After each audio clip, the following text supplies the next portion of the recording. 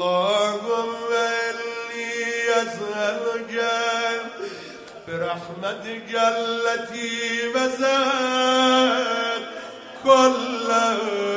شيء وبقوتك التي قهرت بها كل شيء وخضع لها كل شيء همه مقابل تو ضرب زیرن خازن من لفظی در شاق و شوله کشیدم اما ببینم شب سرم پایینم و ذللم کل زلالتم و ببین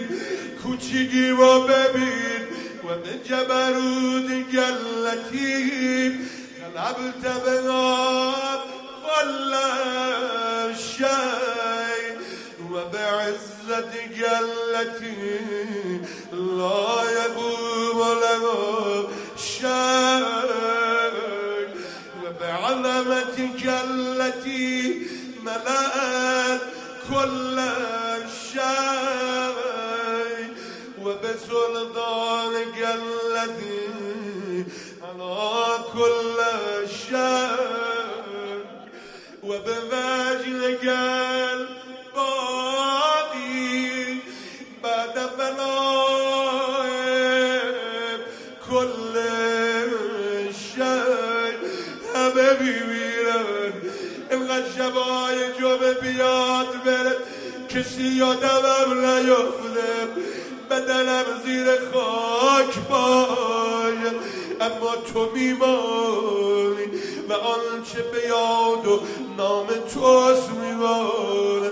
و به وجه الباقی بعد فنای کل شی و به اسماء التي ملأت ارکان کل شی و به علمك الذي احاط بكل شيء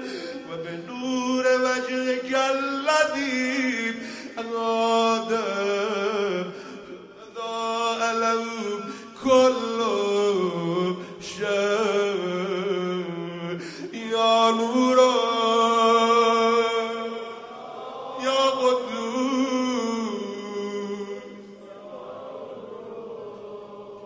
هر چقدر کار داری بهتر بگو آفرین به این عشق و معرفته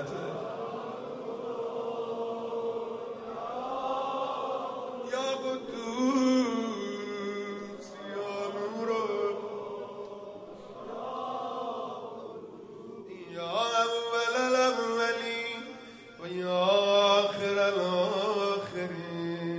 اللهم اغفر لی الذنوب التي تهد كل سن او اولا ازت خجالت میکشیدم چه به سر خودم آوردم ازم چرا اینقدر پر رو شدم بی‌حیا شدم میدونم اللهم اغفر لی الذنوب التي تنزل النقم خودمو بدبخت کردم اللهم اغفر لی الذنوب التي تغیر النقم هرچی ازم میگیری بگیر اما اشکم ازم نگیر ازن نکنه خشکی چشمم برای نگه منو ادبم کنی اللهم اغفر لی الذنوب التي تحبس الدعاء اللهم اغفر لی الذنوب التي تنزل البلاء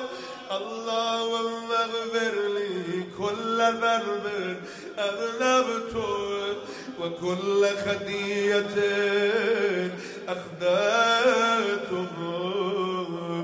اللهم إني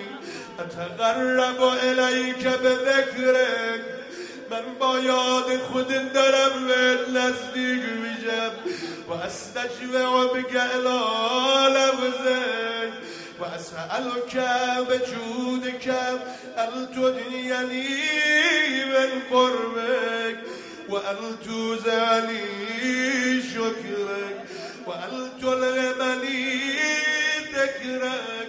خودت یادت رو به من الهام کن، اگه به من باشه بازم حواسم بر میشه. ممنونتم منو آوردی اینجا. اللهم انی اسألک سؤال